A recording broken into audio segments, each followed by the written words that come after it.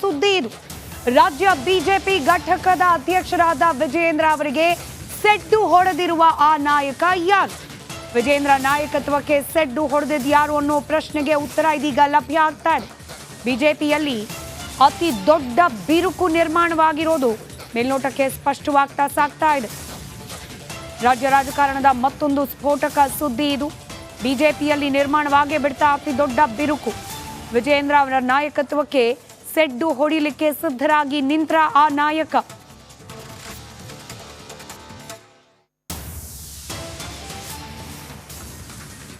ಒಂದಷ್ಟು ಫೋಟೋಗಳನ್ನ ಗಮನಿಸ್ತಾ ಇದ್ದೀರಿ. ಈ ಫೋಟೋ ಗಮನಿಸಿದ ತಕ್ಷಣ ನಿಮಗೆ ಗೊತ್ತಾಗತ್ತೆ ಯಾರ್ಯಾರಿದ್ದಾರೆ, ಏನೆಲ್ಲ ಚರ್ಚೆಗಳಾಗ್ತಿರಬಹುದು ಅಂತ ಹೇಳಿ. ಯತ್ನಾಳ್, ರಮೇಶ್ ಜಾರಕಿಹೊಳಿ, ಪ್ರತಾಪ್ ಸಿಂಹ, ಕುಮಾರ್ ಬಂಗಾರಪ್ಪ ಪ್ರತ್ಯೇಕ ಸಭೆಯನ್ನ ನಡೆಸಿದ್ದಾರೆ. ಮತ್ತಷ್ಟು ಡೀಟೇಲ್ಸ್ನೊಂದಿಗೆ ದೂರವಾಣಿ ಸಂಪರ್ಕದಲ್ಲಿ ನಮ್ಮ ಪೊಲಿಟಿಕಲ್ ಬ್ಯೂರೋ ಹೆಡ್ ವಿಜಯ್, ಈ ರಹಸ್ಯ ಸಭೆಯ ಉದ್ದೇಶ ಏನಿರಬಹುದು? ಪರ್ಯಾಯವಾಗಿ ಏನಾದರೂ ನಾಯಕತ್ವಕ್ಕೆ ಒಂದು ವಿರುದ್ಧ ದಿಕ್ಕಿನಲ್ಲಿ ಸಾಗ್ಲಿಕ್ಕೆ ಗುಂಪುಗಾರಿಕೆ ಏನಾದರೂ ನಡೀತಿದ್ಯಾ ಅನ್ನೋದು ಈ ಫೋಟೋ ನೋಡಿದ್ರೆ ಅನುಮಾನ ವ್ಯಕ್ತವಾಗ್ತಾ ಇದೆ. ವಿಜಯ್, ಖಂಡಿತವಾಗ್ಲೂ ಸ್ಮಿತಾ, ಬಿಜೆಪಿಯಲ್ಲಿ ಯಡಿಯೂರಪ್ಪ ಅದರಲ್ಲೂ ವಿಜಯೇಂದ್ರ ವಿರುದ್ಧದ ಬಣ ಏನಿದೆ ಅದು ಆಕ್ಟಿವ್ ಆಗಿರುವಂತದ್ದು. ಅದರ ಭಾಗವಾಗಿ ಈಗಾಗಲೇ ಕೂಡ ಪಾದಯಾತ್ರೆ ವಿರುದ್ಧ ರಮೇಶ್ ಜಾರಕಿಹೊಳಿ ಮತ್ತು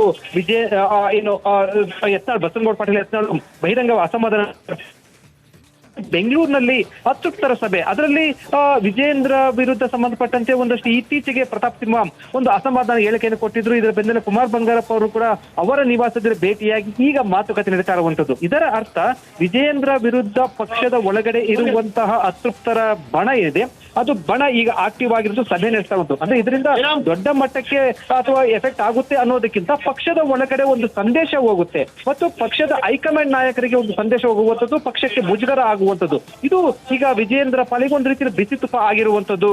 ಸ್ಮಿತಾ, ಈಗ ಸಭೆಯ ನಂತರ ಏನೆಲ್ಲ ತೀರ್ಮಾನ ಕೈಗೊಳ್ತಾರೆ ಅನ್ನೋದನ್ನ ಕಾದ್ ನೋಡ್ಬೇಕಾಗಿದೆ. ಸ್ಮಿತಾ, ಈಗ ವಿಜಯ್ ಒಂದು ಅಂದಾಜಿನ ಮೇಲೆ ನಾವು ಯೋಚನೆ ಮಾಡೋದಾದ್ರೆ ಈ ರೀತಿ ಪ್ರತ್ಯೇಕವಾಗಿ 4 ಜನ ನಾಯಕರು ಕೂತು ಸಭೆ ಮಾಡುವಂತ ಸನ್ನಿವೇಶ ಇವಾಗ ಏನಿದೆ?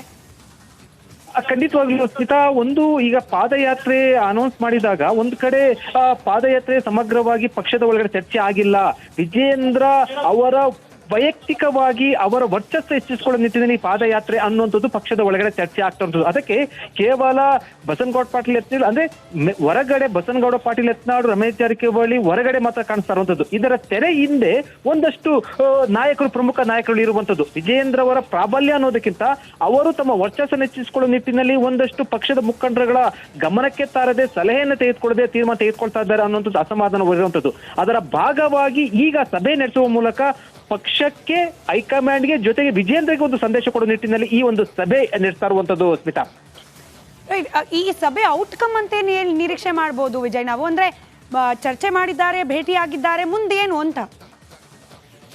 ಸ್ಮಿತಾ, ಒಂದು ಈಗ ಪಕ್ಷದ ಹೈಕಮಾಂಡ್ ನಾಯಕರಿಗೆ ಅಥವಾ ವಿಜಯೇಂದ್ರ ಒಂದು ಸಂದೇಶ ಕೊಡುವಂಥದ್ದು, ಇದೇ ರೀತಿ ತೀರ್ಮಾನ ಏನಾದ್ರು ಕೂಡ ಆದ್ರೆ ನಾವು ಪಕ್ಷದ ಒಳಗಡೆ ಬಹಿರಂಗವಾಗಿ ಮಾತಾಡಬೇಕಾಗುತ್ತೆ ಅನ್ನೋ ಒಂದು ಸಂದೇಶ ಕೊಡುವಂಥದ್ದು. ಜೊತೆಗೆ ಈಗ ಪಾದಯಾತ್ರೆ ಬೆಂಗಳೂರು ಟು ಮೈಸೂರು ಏನಿದೆ, ಮತ್ತೊಂದು ಪರ್ಯಾಯವಾಗಿ ವಾಲ್ಮೀಕಿ ಹಗರಣ ಸಂಬಂಧಪಟ್ಟಂತೆ ಉತ್ತರ ಕರ್ನಾಟಕ ಭಾಗದಲ್ಲಿ ಕೂಡ ಪಾದಯಾತ್ರೆ ನಡೆಸುವ ಸಂಬಂಧಪಟ್ಟಂತೆ ಒಂದು ತೀರ್ಮಾನವನ್ನು ತೆಗೆದುಕೊಳ್ಳುವಂತ ಸಾಧ್ಯತೆ ಇರುವುದು. ಆ ರೀತಿ ತೀರ್ಮಾನ ಆದ್ರೆ ಪಕ್ಷದ ನಾಯಕರಿಗೆ ಸೆಡ್ಡು, ಪಕ್ಷದ ನಾಯಕರು ಅನ್ನೋದಕ್ಕಿಂತ ವಿಜಯೇಂದ್ರ ಅವರಿಗೆ ಸೆಡ್ಡು ಹೊಡೆಸುವುದು. ಈ ಎಲ್ಲ ಅತೃಪ್ತ ನಾಯಕರು ಯಾರಿದ್ದಾರೆ ಇವರು ಪಕ್ಷದ ವಿರುದ್ಧ ಅಲ್ಲ, ಹೈಕಮಾಂಡ್ ನಾಯಕರ ವಿರುದ್ಧ ಅಲ್ಲ, ಒಂದೇ ಅಜೆಂಡಾ ಇರುವಂತದ್ದು ವಿಜಯೇಂದ್ರ ಅವರ ನಾಯಕತ್ವದ ವಿರುದ್ಧ ಅಂತ. ಅಂದ್ರೆ ಎಲ್ಲರನ್ನೂ ವಿಶ್ವಾಸಕ್ಕೆ ತೆಗೆದುಕೊಂಡು ಹೋಗ್ಬೇಕು ಅನ್ನುವಂಥದ್ದು ಒಂದ್ ಕಡೆ ವಿಜಯೇಂದ್ರ ಅವರಿಗೆ ಒಂದು ಸಂದೇಶ ಕೊಡುವಂಥದ್ದು, ಜೊತೆಗೆ ವಿಜಯೇಂದ್ರ ನಾಯಕತ್ವನ ಒಪ್ತಾ ಇಲ್ಲ ಅನ್ನುವಂಥದ್ದು ಸಂದೇಶ ಕೊಡುವ ನಿಟ್ಟಿನಲ್ಲಿ ಈ ಒಂದು ತೀರ್ಮಾನ, ಒಂದು ಸಭೆ ನಡೆಸುವಂಥದ್ದು.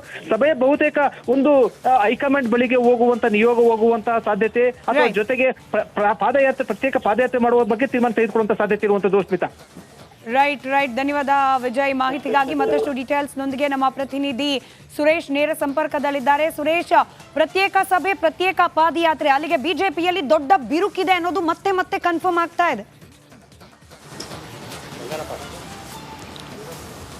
ಎಸ್ ಸ್ಮಿತಾ, ಸದ್ಯ ಬಿ ಜೆ ಪಿಯಲ್ಲಿ ಎಲ್ಲವೂ ಸರಿಯಿಲ್ಲ ಅಂತಕ್ಕಂಥದ್ದು ಭಾಳ ಎದ್ದು ಕಾಣ್ತಾ ಇರ್ತಕ್ಕಂಥದ್ದು. ಅದರಲ್ಲಿ ಪ್ರಮುಖವಾಗಿ ಈಗಾಗಲೇ ಏನೋ ಒಂದು ಟೀಮ್ ಅಂತ ಏನಿದೆ ವಿಜಯೇಂದ್ರ ಹೊರತುಪಡಿಸಿ ಮತ್ತೊಂದು ಟೀಮು ಸದ್ಯ ರಾಜ್ಯ ಬಿ ಜೆ ಪಿಯಲ್ಲಿ ಆ್ಯಕ್ಟಿವ್ ಆಗಿರ್ತಕ್ಕಂಥದ್ದು.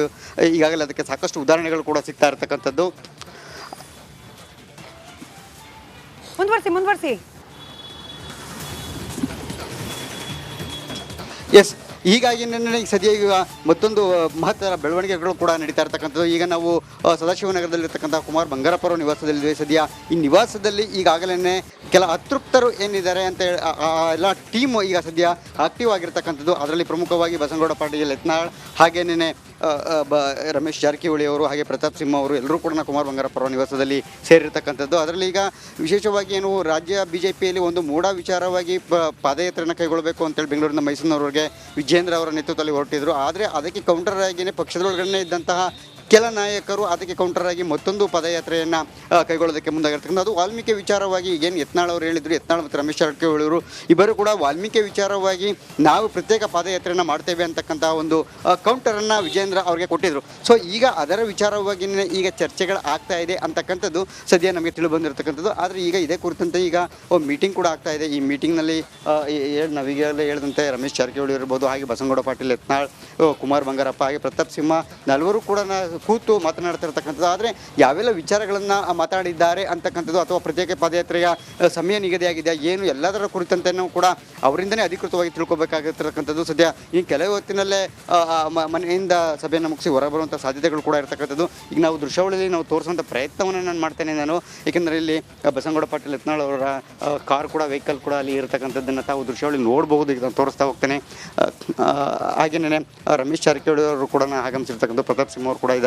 ಮುಂದಿನ ದಿನಗಳಲ್ಲಿ ಅಂದರೆ ಈಗಾಗಲೇ ಏನು ಪಾದಯಾತ್ರೆ ಕುರಿತಂತೆ ಒಂದು ಕಡೆ ಬಿಜೆಪಿಯಲ್ಲೇ ಒಡಕು ಶುರುವಾಗಿದೆ. ಯಾಕೆಂತಂದರೆ ಈಗಾಗಲೇ JDSನ ನಾಯಕರು ಯಾವಾಗ ಹಿಂದೆ ಸರಿದಿದ್ದಾರೆ, ಈಗ ಎಲ್ಲೋ ಒಂದು ಕಡೆ ಏಕಾಂಗಿಯಾಗಿ ವಿಜೇಂದ್ರ ಅವರು ಪಾದಯಾತ್ರೆನ ಕೈಗೊಳ್ತಿದ್ದಾರಾ ಅಂತಕ್ಕಂಥ ಪ್ರಶ್ನೆಗಳು ಪಕ್ಷದಲ್ಲೇ ಎದ್ದಿರುವಾಗಲೇ ಈಗ ಪಕ್ಷದ ನಾಯಕರು ಸಾಥ್ ಕೊಡಬೇಕಾಗಿದ್ದಂಥವ್ರು ಹಿರಿಯ ನಾಯಕರೇ ಈಗ ವಿಜೇಂದ್ರ ಅವರ ವಿರುದ್ಧ ಅಸಮಾಧಾನವಾಗಿ ಪ್ರತ್ಯೇಕ ಪಾದಯಾತ್ರೆಗೆ ಮುಂದಾಗಿದ್ದಾರೆ ಅಂತಕ್ಕಂಥದ್ದು. ಯಾಕೆಂತಂದರೆ ವಾಲ್ಮೀಕಿ ವಿಚಾರವಾಗಿ ಈಗ ಯತ್ನಾಳ್ ಅವರು ಮತ್ತು ರಮೇಶ್ ಜಾರಕಿಹೊಳಿ ಅವರು ಪಾದಯಾತ್ರೆಯ ನೇತೃತ್ವವನ್ನು ವಹಿಸ್ಕೊಳ್ತಾರೆ ಅಂತಕ್ಕಂಥದ್ದು ಪಕ್ಷದ ಒಳಗಡೆ ಬಲವಾಗಿ ಕೇಳಿಬರ್ತಾ ಇರ್ತಕ್ಕಂಥದ್ದು. ಹೀಗಾಗಿ BY ವಿಜೇಂದ್ರ ಅವರು ಯಾವ ರೀತಿಯಾಗಿ ಈ ಪರಿಸ್ಥಿತಿಯನ್ನು ಎದುರಿಸ್ತಾರೆ ಅಂತಕ್ಕಂಥದ್ದು ನಿಜಕ್ಕೂ ಕೂಡ ಒಂದು ಯಕ್ಷಣ ಪ್ರಶ್ನೆ ಆಗಿರ್ತಕ್ಕಂಥ. ಯಾಕೆಂದರೆ ಈಗಾಗಲೇ ನಾಡಿದ್ದು ಅಂದರೆ 3ನೇ ತಾರೀಕೇ ಪಾದಯಾತ್ರೆ ಶುರುವಾಗುತ್ತೆ ಅಂತ ಹೇಳಿ ಈಗಾಗಲೇ ಪಕ್ಷದಲ್ಲಿ ಹೇಳ್ತಾ ಇರ್ತಕ್ಕಂಥದ್ದು ಒಂದು ಕಡೆಗೆ ಮೂಢಯಾತ್ರೆ ವಿಚಾರವಾಗಿ.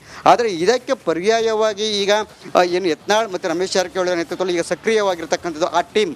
ಆದರೆ ಇದು ಯಾವ ಹಂತಕ್ಕೆ ಹೋಗಿ ತಲುಪುತ್ತೆ ಅಂತಕ್ಕಂಥದ್ದು ಕೂಡ ದೊಡ್ಡ ಮಟ್ಟದ ಪ್ರಶ್ನೆ. ಸದ್ಯ ಇನ್ನು ಎಲ್ಲದಕ್ಕೂ ಕೂಡ ಕೆಲವು ಹೊತ್ತಿನಲ್ಲಿ ಉತ್ತರ ಸಿಗಬಹುದು. ಯಾಕಂದರೆ ಬಂದು ಏನು ಈಗ ಸಭೆಯನ್ನು ನಡೆಸಿರ್ತಕ್ಕಂಥ ನಾಯಕರು ಯಾರಾದರೂ ಮಾತನಾಡಿದ್ರೆ ಅದರ ಬಗ್ಗೆ ಮತ್ತಷ್ಟು ಅಧಿಕೃತ ಅಂಶಗಳ ಮಾಡ್ತಾ ಇರಿ. ಸುರೇಶ್ ಅವರು ಆಚೆ ಬರ್ತಾ ಇದ್ದ ಹಾಗೆ ಮತ್ತಷ್ಟು ಮಾಹಿತಿ ವೀಕ್ಷಕರಿಗೆ ನೀಡ್ತಾ ಹೋಗೋಣ. ಮತ್ತೊಂದು ಕಡೆ ಇದು ಬಿಜೆಪಿ ಪಾಳೆಯದಲ್ಲಿ ನಡೀತಿರುವ ಚಟುವಟಿಕೆ ಆದರೆ ಅತ್ತ ಕಾಂಗ್ರೆಸ್ನಲ್ಲಿ ಮುಖ್ಯಮಂತ್ರಿಗಳ ಅನುಪಸ್ಥಿತಿಯಲ್ಲಿ ಕ್ಯಾಬಿನೆಟ್ ಮೀಟ್ ನಡೀತಾ ಇದೆ.